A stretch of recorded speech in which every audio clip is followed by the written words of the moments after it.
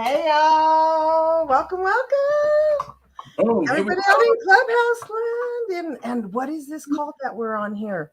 All righty, we are live. All righty, ladies and gentlemen. Hey, everybody, how's everybody doing? I want to welcome you all to Getting Naked Podcast, live in color. If you guys don't know, we keep it real, we keep it raw, we keep it funny as fuck. Hey, Yay! we want to thank you guys all for joining us today. We have a very special guest, a very, very special guest. You guys buckle up. This young lady is a ball of fire and an inspiration like no other. So you just buckle up, buttercups. So I want to introduce you guys to Trey Irvin. She's a CEO, founder of the Return to Self. She's an alternative health specialist. She's a motivational speaker. She's an intuitive healer. She helps people better understand what they feel, why they feel it, and in a unique way that you can heal yourself. And so this is going to be a great conversation because it's about vibration, it's about energy, it's about frequency, and we are all in this bad boy together. So I want to welcome you, Miss Trey. How are you doing today? Talk to us, ma'am. I am blessed, David. Eric, thank you so much. I am blessed. So, this is Trey coming at you with some Trey talk. I am super fired up to be here. I'm fired up because I love, not only, David and I talked about this earlier, not only do I just love to talk, but I love to share how anybody, to help anybody get where they need to be, because we all get stuck in different ways, right? And one of my favorite things to talk about is the fact that I was paralyzed. And so I always talk about going from paralysis to purpose, because, right, we are paralyzed mentally sometimes, we're paralyzed emotionally sometimes. And for some people who are real hard-headed, we get paralyzed for like the realies, so that, I can refocus and get my best life. But it's all good because I learn from and grow from every event. And I just love information. I'm like a information locust. So I devour information and then I want more. So I love learning new things in all areas. I got mad skills. We've talked about this. I love it. Well, first of all, thank you for being on our podcast. We are ecstatic to have you. So thank you for your time. Share with our community a little bit more about your background, like, what you, first of all, like, where did you start, and kind of, how you got to where you are. You're a little bit more about your background. Oh yeah. Oh, crazy. So I'm like the hard head go-getter from early on. I left home at 15. I had 3 kids by the time I was 19. I had dropped out of high school 3 months into 9th grade. By the time I was in my early 20s, single mom. I bought my first home. By the time I was like in my early 30s, I had acquired properties across the US. I was day trading. I was like an insane person. So I'm on multiple boards at work. Okay. I worked for the Department of Revenue for 12 years. I worked for the state of Colorado for 17 in total. I was a network analyst. So I knew, because I get bored with stuff like tomorrow, like yesterday already. So I wanted something where I could always grow and learn. So I'm like, I know that stuff. Even then, I've been in computers since 1985, before there was even operating systems. Most of you don't even know what it was like to look at a black screen with a little C prompt, right? Fast forward to so now I currently have so I have 3 living children. I have 6 grandkids and 2 great grandchildren. I have been rocking and shaking, and it was crazy because in the height of the best of my life, okay, so I had everything, right? I had multiple streams of income. I had the house, the dog, the vacations, the nice cars, right, everything. But I still was so empty. And I didn't know how to feel this thing. So of course I tried the drinking. I tried diving into spirituality. I tried doing all of these things. And then I started realizing my husband one day flipping the channels. He's going through, and you guys, you be flipping on some crazy stuff, right? So there's the tattoo channel, the cooking channel, some sports thing, blah, blah, blah, right? And everyone that day referred something like, oh, I can't believe I get paid to do this, or, oh, I'm blessed to get to wake up and do this every day. And I was like, oh God, that is not my life. That is not my life. And so I really at that point actively started just and I was really, really deep in the Christian thing. So I was praying, and I still believe in creator source. I just feel like I've grown a little bit more, because I think you got to keep growing, right? So I've expanded on my foundation, right? And so I was like, please, I know I'm not doing what I'm supposed to do. Please, God, please help me. Yes. And so first I get a DUI. Nothing like getting a DUI. I had my 16-year-old daughter in the car. Oh, and man. Oh my God. And she just looked up to me so much. And, I understood it even at that point that I was a person that people looked to. I was on the board of my boys' football league because I felt like they couldn't get their stuff together. And I was team mom to 2 teams. I was, so I knew people were looking at me as an example. So that was the first thing. And I was like, all right, dear Lord, sweet baby Jesus, spending that night in the think tank, praying and crying. Oh my God. Help me. Start praying for stuff, and guess what? You're going to get some answers, right? So then I'm like, all right. Okay, so then I gained sobriety, and then I started teaching others how to gain sobriety. I held down the chemical recovery ministry at church, right? But I still knew I was still feeling this detachment from mind and heart, right? From everything I learned and read, there was a detachment, right? And I was like, why don't I feel it? Because I knew what the words, I didn't feel it. Even though I was exempling it, I was doing my best to work the program, right? And then I kept going, okay, I knew, please, I'm not doing what I'm supposed to do. I know I'm not supposed to. Guess what? I had a first opportunity, I realized, in 2016, I had to get a hysterectomy because I had tumors. Fibroid tumors that had grown so large that they said my uterus was the size of a 5-month pregnant woman, right? And in that time of the slow growth, it attaches to all this stuff, right? And they're like, you're going to be out for a year. And I'm like, I'm like 35 or something. I don't know.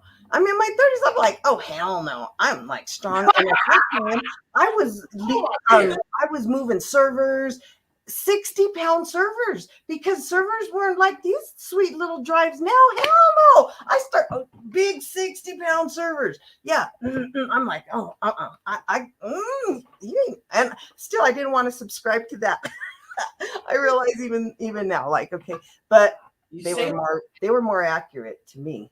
Do I gotta tell me if I'm talking too long, because I'll go on. No. I got a question for you. Okay, go. No, so I just want people to understand that you dropped out of high school and you were able to accomplish all of these things. And correct me if I'm right, you became like a multi-millionaire, right? When you were like in your mid-20s.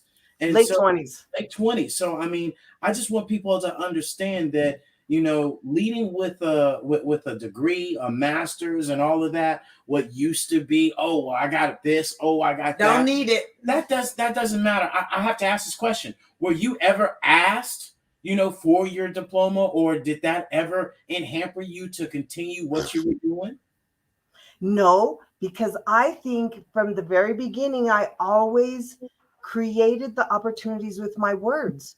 Because people, when they challenged me with, oh, you're not going to be able to get a job with it, I was like, watch, I will. And just out of pure like resentment or anger, or I'll show you.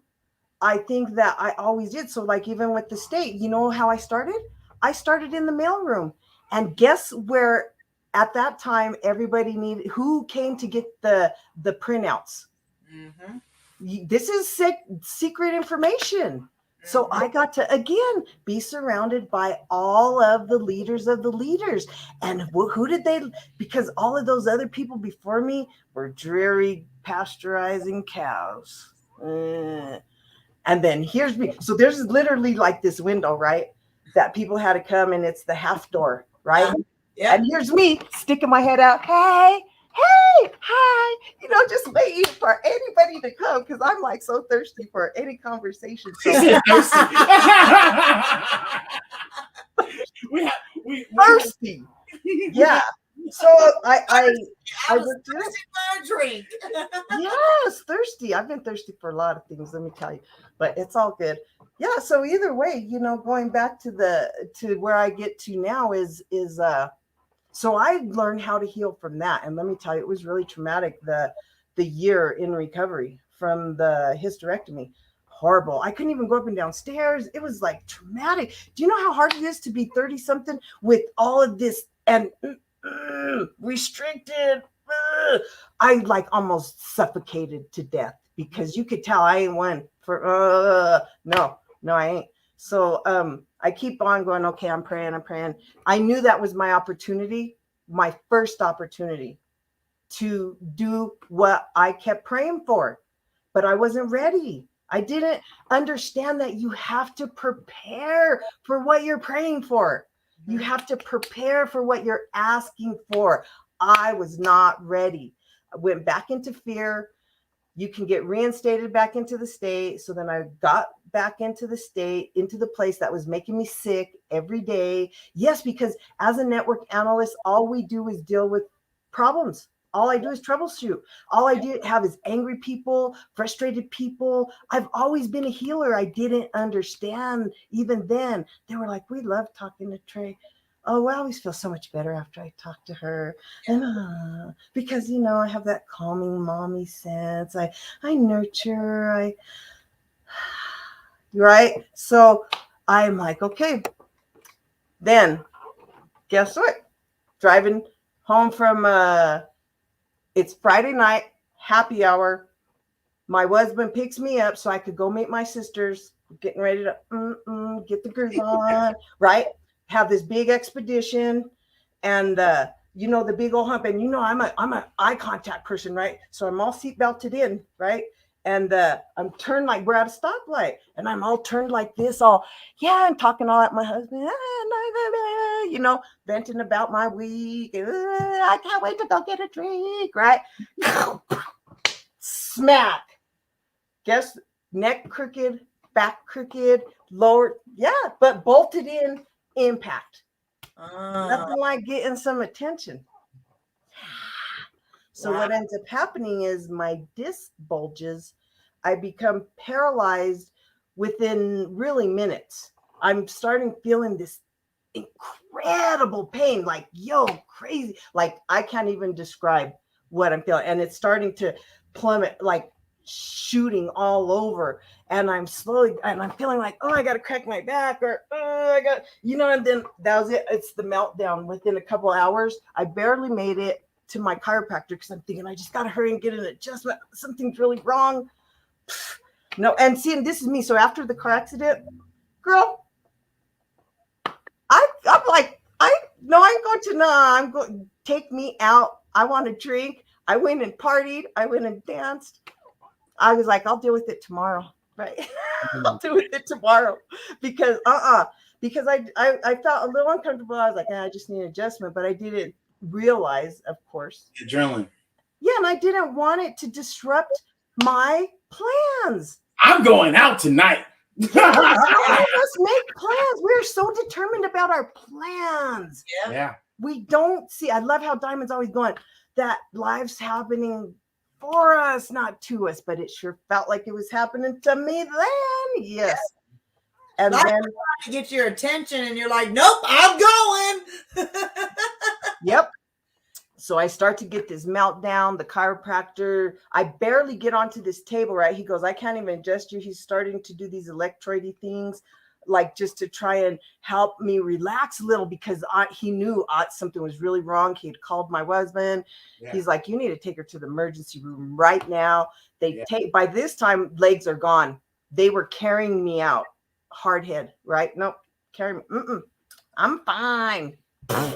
Yeah, carrying me out, noodle legs, and to the emergency room, where they proceed to tell me that I'm having some sciatic nerve thing. And now that I know what a sciatic nerve episode is, I was like, oh my effing fucking God, you mother. No. And then they left me like that for 2 days.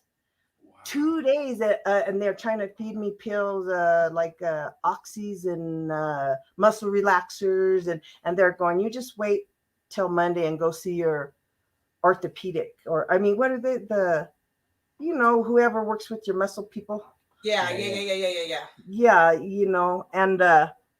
and me being stubborn and angry. So literally, I'm on a rolly chair, those office chairs. I'm rolling my fucking noodle ass legs around the house, going up with like my little can, pushing and having people push me because I'm so stubborn. Wow. And going, no, but the pain got so bad that I don't care how many I was popping. I was like, I got to go back. It's bad. And then they finally do an MRI. They see that my disc had bulged, and it was literally cutting off my spinal cord. Oh. So for 2 days, my spinal cord's cut off. They do emergency surgery. And, they tell me you'll have whatever you have after 12 months. And I was like, because at 12 months, I was still in a full walker. Drake. I'm like, I'm going down like this. Y'all should see. How's that Clubhouse will see Trey right now, y'all? Good, like, no. I was like, I ain't going down like that. So that was the beginning. But really, I swear, I mean, I didn't think I would live, because I showed up so hard for so many people. And after that happened, I can think of 3 people who were there for me. Mm-hmm. My husband, my daughter, and my auntie. And that was it. Not all the people I ministered at church, not all the people that, I showed up for on the football leagues, not all the people at work, not all the committees and boards that I was on at work. Nobody. Yeah. And I'm like, I cannot. The fear of not having quality of life for me, and knowing even the memory of the hysterectomy and that little bit of restriction, woo, I almost didn't make it, yo. No. But then go ahead. Let me ask you this, Trey, because this brings me to a good point. Like, I was going to ask you where that pivot point was, and you went right into it. That was the pivot. When that happened, and when you realized, like, man, I've been doing all of this and nobody showed up for me, where was it along that journey that you realized what your purpose was to be doing what you're doing now? Like, where was it that showed up in that whole grand scheme of things to say, oh, snap, this is what this is all about? Well, I kind of always knew, and then especially I got that validation from church, because, you're always being told that you're here for a purpose, and your life is going to mean something to somebody, and you're going through this for somebody. So I always felt like I was that thing, like the sacrificial lamb. I swear, my whole life I felt like that, for my family, for life. So that part of me just already had surrendered to the fact that I am here to sacrifice for the greater good of mankind, but not really knowing how yet. Mm-hmm. So after a lot of healing, a lot of healing around thought patterns, around mindset, because you know the mindset is everything. When you decide that you want something different, you have to have all of, I call it, you know, I'm always talking about these 4 body systems, and there's more when you get way out there, if we want to talk way out there, but our 4 core body systems are your mental body, your emotional body, your physical body, and your spiritual body. And those 4 things are always affecting the other ones. So if you're out of alignment with your emotional body, it doesn't matter how much, or I guess it your mind can do all the work it wants, but then this is why you keep getting pulled back into these old patterns, is because all of the areas need to heal. And right, so when you heal the emotional triggers and the things that people told you, and the belief systems, and or lack of belief systems, and then when you start incorporating the mindset and changing that, then anything is possible. So after because I was so tunnel vision, because they keep telling me, Trey, you got a window where you could heal. So I let nothing else deter that journey. And I was like, no, nope. So for, I think, until I got to be walking consistently without no other cane or anything like that, because I graduated from like a full walker to this nice one with like these little brakes. It was fucking awesome. I started getting going, but it was dangerous. I'm glad it had brakes. And you know, and then to the 3-prongy cane thingy, and you know, so I graduated, and I kept hitting these goals and setting these goals, and I kept going, nope, I'm going to get off this, or nope, I'm going this. So I set the goals, did the work.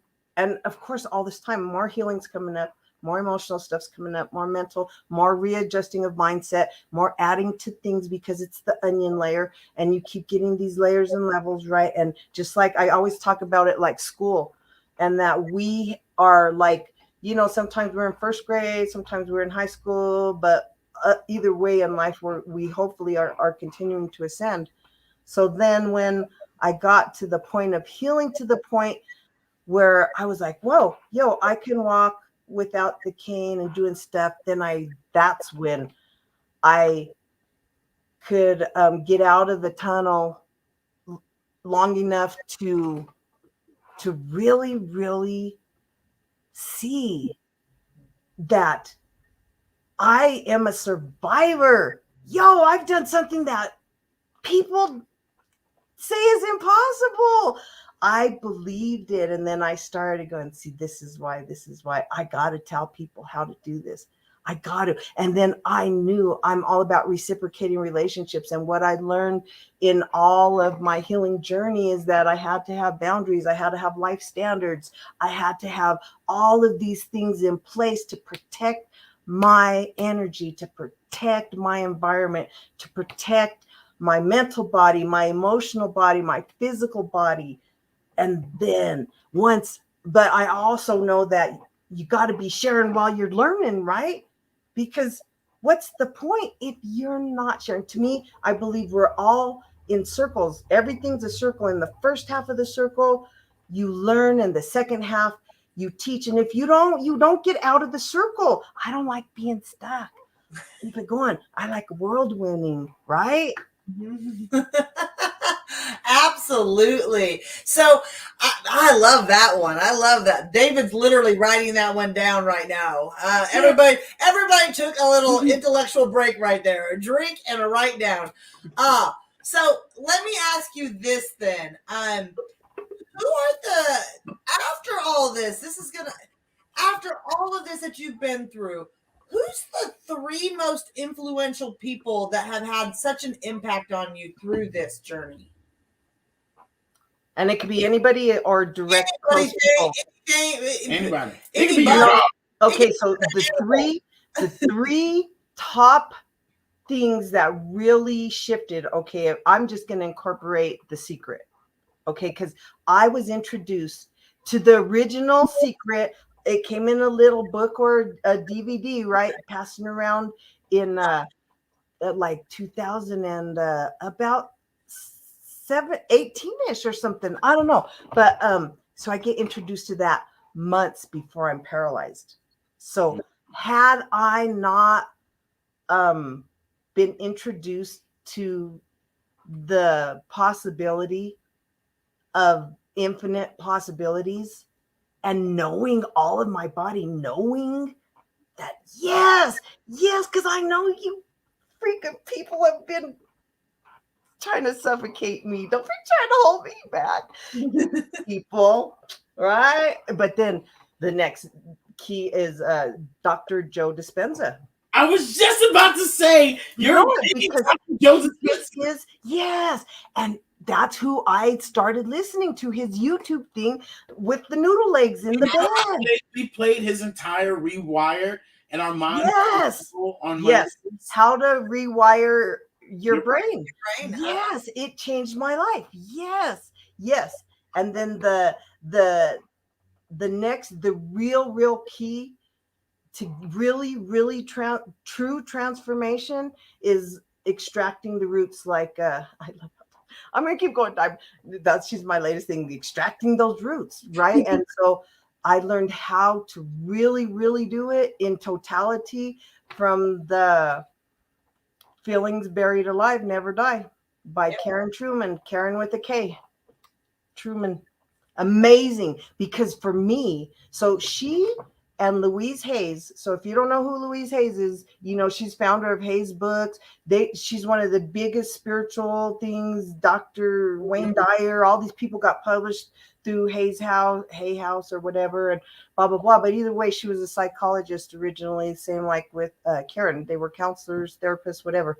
Mm-hmm. And what they discovered was that people who came in communicating something specific and had a dis-ease, it was consistent. And so they both wrote their own books. But for me, I just liked, I got more information from the Feelings Buried Alive Never Die, but they're both awesome. They both have quick finds in the back, like little quick finders. So for me, I knew that made sense. So for instance, like diabetes, people get diabetes when they are no longer thriving, when they have nothing to be passionate about. Their body can no longer ingest the sweetness of life because they have lost the sweetness for life, yo. Mm-hmm. It is real stuff. And my nerves thing, when I looked up my nervous stuff, okay, and I had thyroid stuff for my diagnosed with thyroid gender, you know, from my parents, or you know, generation. The genealogy. Yeah, it comes in our family lineage, right? Well, when I look it up in the thyroid, it's like people feeling unwanted, all these things, and I'm like, and then that's my dad. So those of us. So I was like, yo. So I had this. My medication didn't change for years, and then when I got that book, I started actively changing my wording and gaining awareness to when those feelings. And 2 years ago, I got reduced, and I keep going, yep, that amount is going to get reduced away. It is. I love it. So I'm walking. Okay, yo, plantar's warts is on your feet, plantar's warts, because I would get those, and it's like a fear of you're moving forward because your feet are all about how you move, right? No. So I talked to other intuitive, crazy people like me. My one friend, she was like, well, when you stop being afraid, they're just going to fall off. And I swear for Lord, I was like, no. And I had gone to them foot doctor, had them burned 3 times, and they still didn't go away. And they were there, and I had just been like, I don't even want to go back. That shit hurts. I swear. And then you can't walk. It hurts. And then when I knew in all of me a couple of years ago that what I was here to do and what I'm going to do and my mission and purpose and that I knew, I woke up and I swear to God, they were just gone. I took a picture of my foot and I sent it to my friend. I was like, yo, remember when you told me when I was finally secure enough in myself that they would just fall off? They would just not be there. And I swear it sounds like it's not real, but I Swear to God, it's real. I swear. I believe it. So I'm not a weapon stuffer. I'm not. So I got a question for you. All right. In your field of work, right? What Mhm. is the most common myth that you hear a lot that you have to kind of be like, nah, that's incorrect, and here's why. Just any kind of limitations, no matter what. So, like for instance, people are like, "Oh, well, they say I got 6 months to live," or that whatever people subscribe that it doesn't have to be your reality, whatever that is. Because I've even been told, that like countless stuff, countless over and over. I could tell you, they said, "Oh, that's just the way you're going to be," and it was until somebody fixed it for me. But if I would have just given up on that first diagnosis, and these are all certified people who went to freaking school. The people who healed me were not certified in nothing. They were real active practitioners of healing modalities, whether it was generationally passed down, that I was granted the information, or all the Dr. Joe Dispenza, because it's a recipe. It is a recipe, and you have to really deal with all of the elements which he talks about, and you have to get excited and believing that something different can happen. So that is one of any limiting anything or like this, because our bodies are always trying to heal. That's why you get new skin all the time. Our hair, grows after we die. I don't know how long mine's. I'm gonna get cremated. I know. I know what you mean, girl. I know. I know. So, you have to do that it. brings me to this, which is the great thing about it, which is I kind of get it now. The return to self. What made you come to that? I think you've explained it throughout your whole entire story, but I really want to dig down deep into that. Return to self. Explain.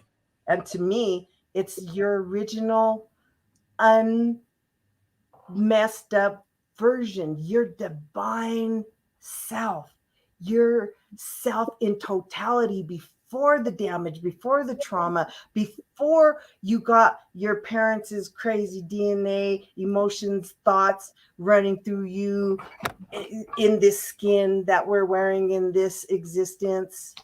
Yes, that to the place where true joy lives. Joy, because joy is something that can't be shaken. It's not conditional on your circumstances, on anything else. To receive that, to be in that place of knowing that you are here for something, that you are the gift, to hold on to that joy, that place, returning to that self of knowing before anybody messed you up and told you stuff or did stuff to you. Because I went through a lot of initiations to gain the wisdom that I carry. Lots. So, that takes us into, just with that, the wisdom that you carry, on a daily basis. What's your favorite thing that you do now? Like, why is it that you wake up on a daily basis? Like, what is it? Is it, for us, it's helping other people. What is yours? Definitely. For me, I am so passionate about getting the message out there of healing, because do you know how desperate I was to just have any bit of glimmer of hope that I could walk, or that I wasn't going to have to be that way? Like desperate, like so desperate that if I could help ease anybody's desperation to know, yes, anything is possible. That's what I'm excited about. And just because I love people, I love learning and sharing. And I can only do that by sitting in circle with other people. I love it. I love listening. I love growing and the reciprocation, because you get what you give. You truly do. And if people don't really, really know that, it's an energetic fact. It's a fact. I don't care. It's polarity. it's a fact. It's gonna, what you put out, whether it's your thoughts, your words, whatever, it doesn't matter. It doesn't matter. I remember my husband used to always be hating on me for just giving things like money to somebody. And like, if you have a good homeless sign, I will hook you up because I love ingenuity. Like, I ain't gonna lie, I need a beer. Amen. Here's $1. Yeah. No, you're spot on. You're spot on with that. And he would get mad and be like, don't, because that's the, and I said, it is not for me to judge or have anything on the outcome. It is just for me to give from my heart, from a place of unconditional love, because that's what I want back. I don't want to be judged. I choose not to judge myself or others. Because I was that person. I know that mirror, and I didn't like it. And amen, I've grown past that, but all the things that I want to receive, that's what I give. So I'm like I am loyal, I am genuine, but not, my inner circle is so tight. It's because you have to earn your spot in me. I used to give my just because you were cool or whatever, or I thought you were this or that. I don't care whatever you are. No, if you do not meet my life standards, then you don't get to. If you're not supportive, encouraging, and reciprocating, like-minded, I can go on and on. I could spew them off. Then you don't get to stay. And trust me, some people make it in there, and then it's sad because then they don't get to stay. And then she's like, so Trey, this is a beautiful story. And looking back at it after listening to everything that you've shared with us, and you looking back at your own story, if you could change, now I know you probably won't, but if you would change, or if you would listen, like, you said hard-headed, you said you were really hard-headed. Would you change anything? Would you have said, that was where I should have been listening? Or are you like, nope, it happened for a purpose and I'm good where it's at? Well, I really, really, even now, even though I accept that the paralysis and I know it helped me get my best life, heck yeah, I would like for my healing to either come faster, because there's still some parts of me that I'm still waiting to wake up, or to not have to go to that depth. But I also know that had I not gone to that level, I wouldn't be as passionate, I don't think, as I am right now, because I wouldn't have never have known the desperation. And sadly, in a lot of areas, I wasn't compassionate for other people's experiences if I didn't go through it, or if I didn't have an understanding, but now I don't care. I don't have to go through stuff to have compassion and empathy of other people. I'll be like, I don't want to know. And I tell people all the time, please don't wait till you get paralyzed. Let me help you understand the signs and the symbols, the soft whispers, the subtle taps.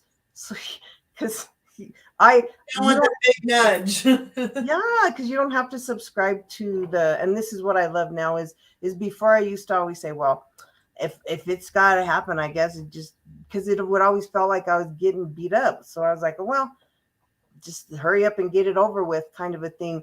But now I understand that I can call forward smooth, gentle, comfortable, and harmonious.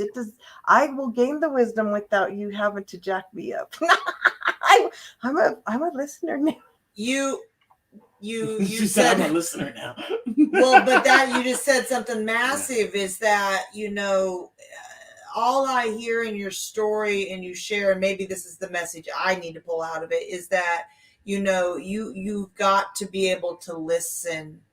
And one of the biggest things that I struggle with is listening. And this is almost like a continual message. Like you said, you're going to continue to learn something on your circle, your karmic circle, until all 4 levels and even more are healed. And I know, this is not about my journey, but it's so many things that you share within your journey that resonates. That is like, Okay. And I don't want to get to the point where it's like, hey, wham, are you going to listen now? And I thank you for your story, because if you don't know that you touched anybody, you've helped me understand that it's more about listening and listen, because it's continuing to get harder and harder. And I don't want that car impacting the side of the vehicle. I don't want that. And so something that I share this for our community is, I'm a little sister. I have a older brother. And one thing about having one older brother and being the younger sister, and that's it, is you learn from other people's mistakes. And I don't want to say that what yours was a mistake, because it's purpose and it's inspiring people. But I would learn from your journey, is what I would say, is that what you share tonight, I have learned and still learning, but it's, thank you for carrying that message. So I ask you this in that long-winded, ramp up here, is what would be one thing you would share with people moving through their journey, if they are, maybe they do recognize that they've had somebody whispering, and the whispering's getting into a yell, and now it's getting into a hey, a nudge. What would be one thing you would share with those people? Get quiet. Get quiet, because all the answers lie in the stillness. They do. They do. Even just to take the breath. Because, and we talk about this reacting or responding all the time, right?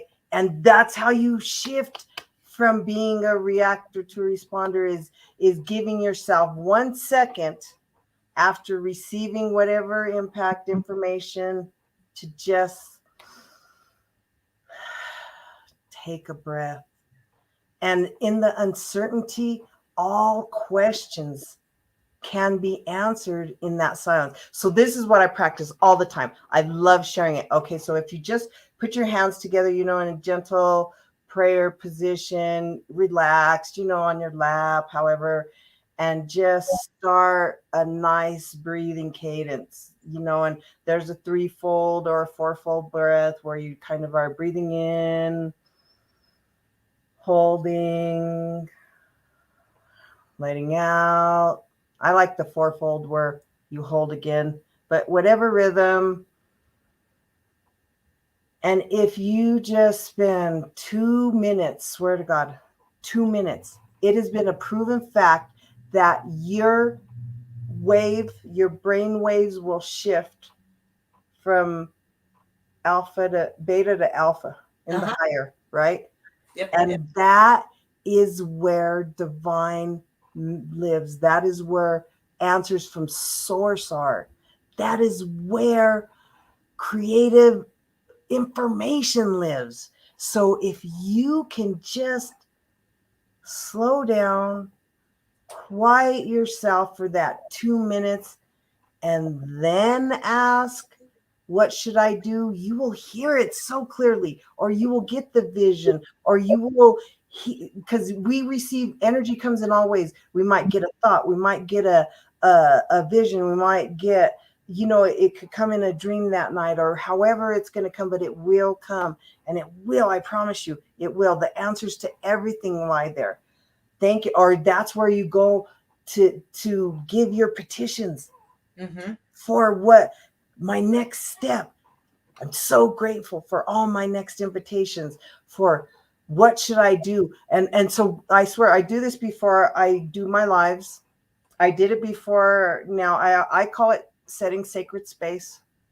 And I just create this circle of safety and security that funnels straight to divine, so that the words that come out of my mouth serve the highest and greatest good for everyone on the live or listening in the replay, or for that it will touch in any way, shape, or form. And before that, I always, go into that quiet space and ask for that, and ask for the peace, and ask for the clarity, and ask for the direction. So If any, that has changed my life. Swear. I love it. Yes, absolutely. I couldn't second that much. It's not that I'm practicing mine, and you just reminded me, your share just reminded me to make sure I'm getting back into my breathing, because I'm starting to get back into my meditation on a consistent basis. But thank you. That is absolutely just, see, you're already serving, your inspiration. So we have this really fun little, thing that we do, which is just 5 simple questions that were just little hot, quick questions. That All right. All right. And it's just for people to get to know who you are on a different level of, what you're doing. So, like, for example, what's your favorite color? I would have to say iridescent. I love it. Okay. What's your favorite food? All of it, except for melons. It's a texture thing. He doesn't do texture either. Yeah. Okay. What's your favorite book? I has to do that. Feelings Buried Alive Never Die. Yeah. Okay. I was wondering if that was It'll change your life. Yes. Yes. Everybody swears by it. Anybody who takes the time to read it, I swear. I helped my niece with her cancer. She had kidneys deteriorating. The first one and the second one started going. And I was like, well, if you were my client, I would. And then so she listened, and now completely switching. She was told she wasn't going to have a baby. She's pregnant. She's a couple months away. Yeah. Anything you want. Anything you want. Okay, go for it. Sorry, I'll interrupt you. Okay. Where's your favorite place to go to on vacation? Oh, any beachfront, white sand beach. You are my soul. I have traveled all over the world. Yes. And you know what? They're all kind of similar. So as long as there's white sand and an ocean, yes. You and we're soul sisters. I'm telling you, everything. I'll meet you up, sister. I'll hook up the room. You just get there, and I'll get you the room. There you go already. And last but not least, what is your favorite way to recharge your energy? Self-care. I love self-care. Hot springs. Colorado is like one of the leaders. We have the insane amount of hot springs because it's a mental, emotional, and physical release. There's something in real sulfur water that, especially for empaths like me or high sensitives, yes, it changes your whole everything. It's part of self-care. Yes.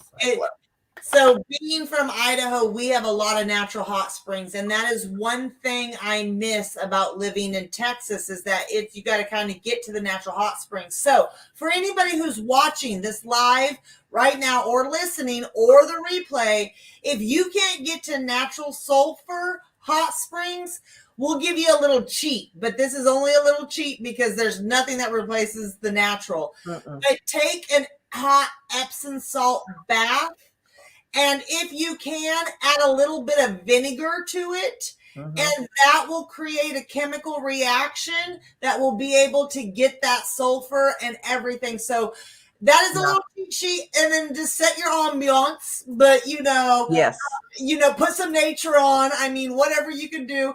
If you can do that in a tub outside, even better. But yes, absolutely. Or some good sound bowls, some drumming. All of those are such releasers of the energy because it's all stored in cellular level. So that's why sound healing works. And so people, if a lot of us don't want to talk about what is going on. You don't have to. You don't. Sound healing will shift the thoughts, the energy, the emotions, depression, anxiety, all of it.